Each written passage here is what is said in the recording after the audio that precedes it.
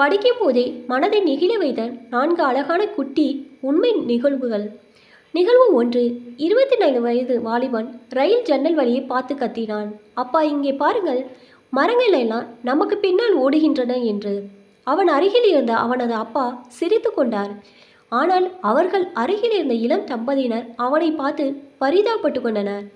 மறுபடியும் அந்த வாலிபன் கத்தினான், அப்பா மேலே பாருங்கள், மேகங்கள் நம்மோடு வருகின்றன என்றான். இதை கேட்டு தாங்க முடியாத தம்பதியினர் வாலிபனின் தந்தையிடம், நீங்கள் ஏன் உங்கள் மகனை ஒரு நல்ல டாக்டரிடம் காட்டக்கூடாது என்றனர். அதற்கு அந்த வயதான அப்பா சிரித்து கொண்டே சொன்னார், நாங்கள் டாக்டரிடம் இருந்துதான் வந்து கொண்டிருக்கிறோம். பையன் பிறவி குருடு, இன்றைக்குதான் அவனுக்கு பார்வை கிடைத்தது என்றார். அன்பு நண்பர்களே, உண்மையில் ஒவ்வொரு மனிதனுக்கும் ஒரு கதை உண்டு. மற்றவர்களை தீர்மானிக்க நினைத்தால் நாம் உண்மையை இழந்துவிடலாம். சில நேரங்களில் உண்மை நம்மை ஆச்சரியப்பட வைக்கலாம். உருவத்தை பார்த்து யாரும் யாரையும் எடை போட வேண்டாம். நிகழ்வு 2. ஒரு போக்குவரத்து சமிக்கையில் ஒரு ஊனமுற்ற சிறுமி நின்று கொண்டிருந்தாள். அங்கு ஒரு கார் வந்து நின்றது. அந்த சிறுமி சிறிது நேரம் அந்த காரில் உள்ள நபரை உற்று பார்த்து கொண்டிருந்தாள். பின்னர் அந்த காருக்கு அருகில் சென்று கதவை தட்டினாள். ஜன்னலின் கண்ணாடி திறக்கப்பட்டது. அங்கு புகைப்பிடித்தபடி ஒரு நபர் அமர்ந்திருந்தார். கிழிந்த ஆடைகளுடன் கையில் தடியுடன் இருந்த சிறுமியை பார்த்து, என்னம்மா, காசு வேணுமா என்று கேட்டார். சிறுமியிடம் இருந்து பதில் வரவில்லை. அந்த சிறுமி காரில் இருந்த அனைவரையும் சுற்றி சுற்றி பார்த்தாள்.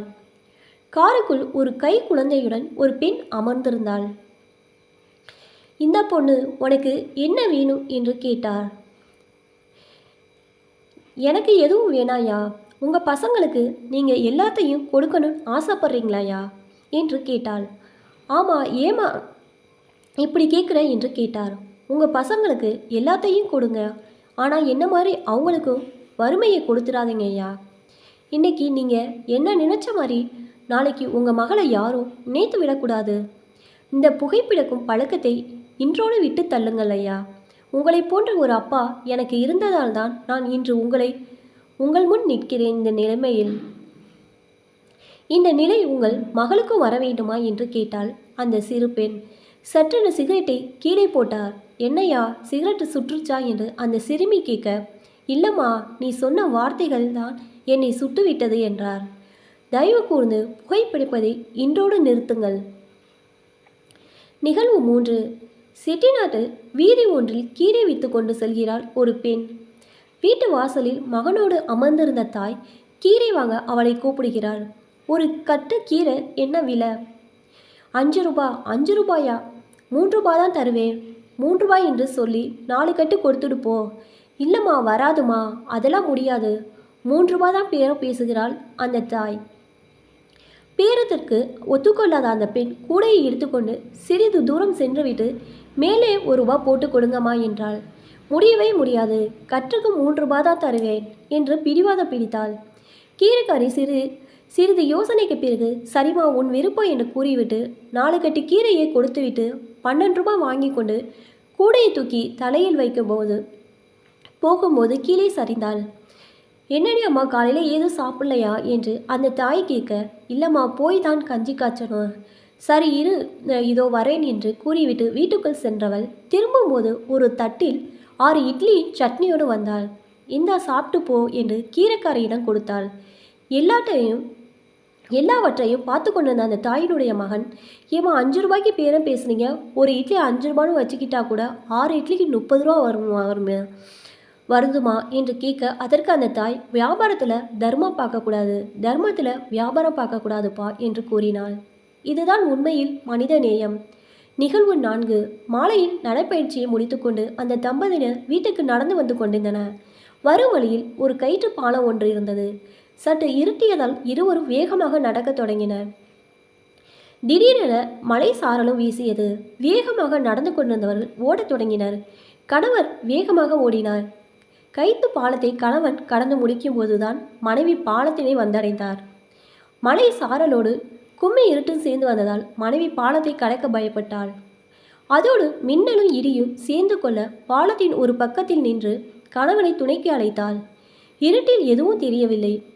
மின்னல் மின்னிய போது கணவன் பாலத்தின் மறுபக்கத்தில் நின்று கொண்டிருப்பது தெரிந்தது.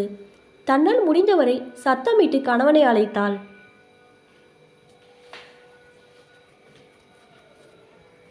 கணவன் திரும்பி பார்க்கவில்லை. அவளுக்கு அழுகையாய் வந்தது. இப்படி பயந்து அழைக்கிறேன், என்ன மனிதர் இவர், திரும்பி கூட பார்க்கவில்லையே என மிகவும் வருந்தினாள். மிகவும் பயந்து கொண்டே கண்களை மூடிக்கொண்டு இடுவின் மேல் பாரத்தை போட்டு மெல்ல மெல்ல பாலத்தை கடந்தாள். பாலத்தை கடக்கும்போது இப்படி ஒரு இக்கட்டான நிலைமையில் கூட உதவி செய்யாத கணவனை நினைத்து வருந்தினாள். ஒரு வழியாக பாலத்தை கடந்து விட்டாள். கணவரை கோபத்தோடு பார்க்கிறாள். அங்கு கணவர் மலையில் ஒரு பக்கம் உடைந்து தொங்கிக் கொண்டிருந்த கைத்து பாலத்தை தாங்கி பிடித்து கொண்டிருந்தார். சில சமயம் கணவர் குடும்பத்திற்கும் எதுவும் செய்யாமல் மௌனமாக இருப்பதாக தோணும். ஆனால் உண்மையிலே அவர் தன் குடும்பத்தை தாங்கி பிடித்து கொண்டுதான் இருப்பார். தூரத்தில் பார்க்கும்போது அன்பு இல்லாதவர் போல் இருந்தாலும் அருகில் சென்று பார்க்கும்போது தான் அவரின் அன்பு தெரிய வரும். வாழ்க்கை ஒரு விசித்திரமான விந்தை. தூரத்தில் இருப்பது தெளிவாக தெரிந்தாலும் அருகில் வரும்போதுதான் பொருள் புரிகிறது. இந்த கோணத்தில் என்றாவது வாழ்க்கையை பார்த்தது உண்டா? நாம் எப்போதும் இந்த கோணத்தில்தான் அனைவரிடமும் பழக வேண்டும். கோபம், ஈகோ இல்லாமல் நிம்மதியாக வாழ முடியும். வாழ்க்கை பாடத்தில் நிறைய கற்றுக்கொள்ளலாம். எது நமக்கு நல்லது என்று நாம் தான் தேர்ந்தெடுக்க வேண்டும். Be positive always. நம் வாழ்க்கை நம் கையில். மனதை கவர்ந்தது.